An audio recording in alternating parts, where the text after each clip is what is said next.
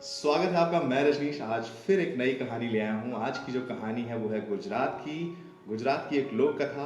और इस लोक कथा का नाम है बुद्धि का सौदागर। राइट, तो आइए आज शुरू करते हैं आज की लोक कथा बुद्धि का सौदागर। एक समय की बात है, गुजरात में एक छोटे से गांव में एक निर्धन लड़का रहता था। उसके माता पिता नहीं थे। गांव में उसके पास आजीविका का कोई साधन नहीं था, परंतु वो बुद्धिमान था। अपने पिता से उसने काम की कई बातें सीखी थी। एक दिन उसके दिमाग में एक अद्भुत विचार आया। उसने शहर जाने की ठान ली। शहर जाकर उसने एक सस्ती सी दुकान किराए पर ले ली और दुकान के बाहर एक बोर्ड लगा दिया जिस पर लिखा था, बुद्धि का सौदागर, यहाँ बुद्धि बिकती है। लड़के की दुकान के पास आसपास फल, सब्जियां, कपड़े, जेवर, मेवे और रोजमर्रा की चीजों की कई दुकानें थी। सारे दुकानदार उस लड़के की खिल्ली उड़ाते हैं। भाई, ये दुकान तो बड़े गजब की है, अब तो अकल भी बिकाऊ हो गई है? लड़का उनकी बातों की कोई परवाह नहीं करता था।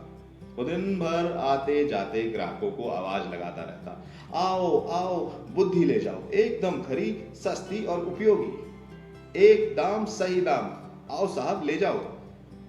लेकिन बहुत दिनों तक बुद्धि के सौदागर की दुकान पर कोई भी ग्राहक नहीं आया। एक दिन उसने दुकान बंद करने का निश्चय कर लिया। तभी एक धनी सेठ का मूर्ख लड़का उसकी दुकान की ओर से गुजरा। उसे समझ नहीं आया कि ये कैसी दुकान है, कोई फल या सब्जी होगी। मेरे पिता मुझे हमेशा निर्बुद्धि और मूर्ख कहते रहते हैं, यूं ना थोड़ी बुद्धि खरीद लूं। ये सोचकर उसने सौदागर लड़के से कहा, एक सेर बुद्धि के कितने पैसे लोगे? लड़के ने उत्तर दिया, मैं बुद्धि तौल कर नहीं, उसके किस्म के हिसाब से बेचता हूं। मेरे पास तरह तरह की बुद्धि है, सबका दाम अलग होता है। आपको कैसी बुद्धि चाहिए? तो ठीक है, एक पैसे में जिस तरह की बुद्धि आ जाए दे दो।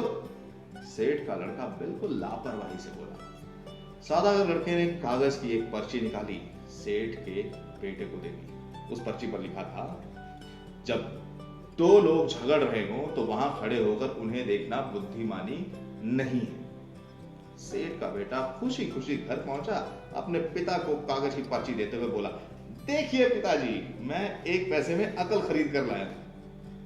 सेठ ने पर्ची पढ़ी और तमतमा कर बोला, मूर्ख, एक पैसे में ये क्या लाया है?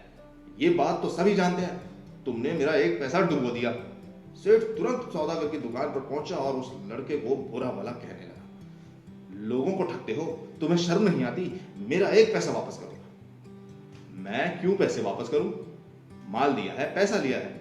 उस लड़के ने कहा, ठीक है, ये लो अपना कागज का फटा टुकड़ा जिसे माल कह रहे हो, नहीं चाहिए हमें तुम्हारा माल, ये लो।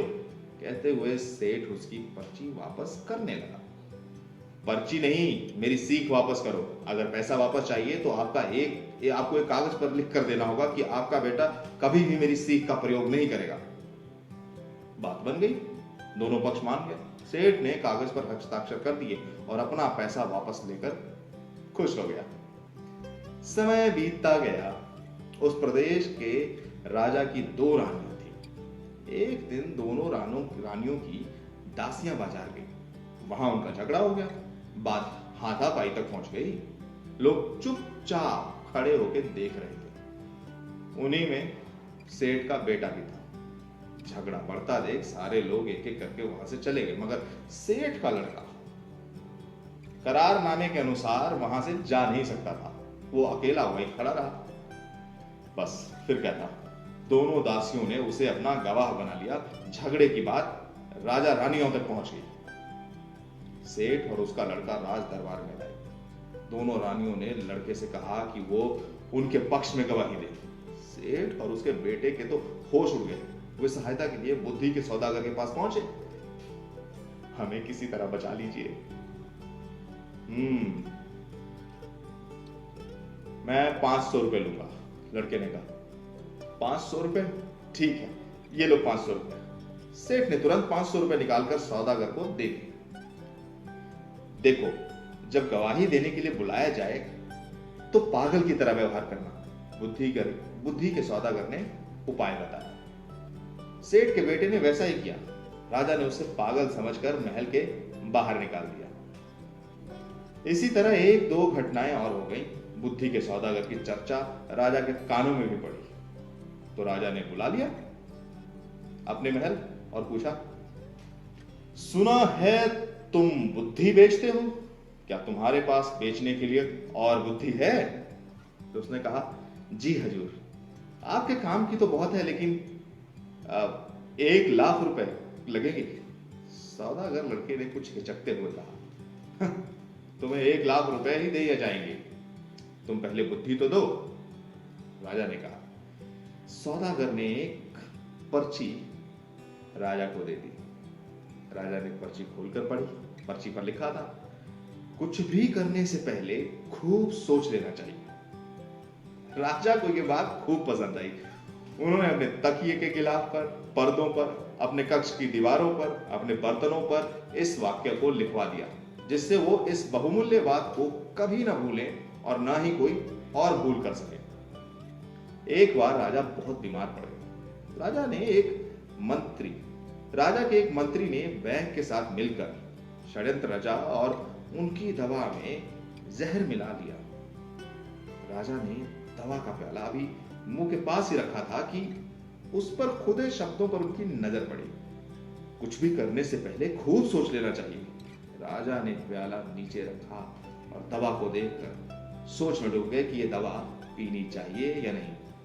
वैद्य और मंत्री को लगा कि उनका भांडा फूट गया। वो दोनों डर गए और राजा से क्षमा मांगने लगे, महाराज हमें क्षमा कर दीजिए, हमसे बहुत बड़ी भूल हो गई।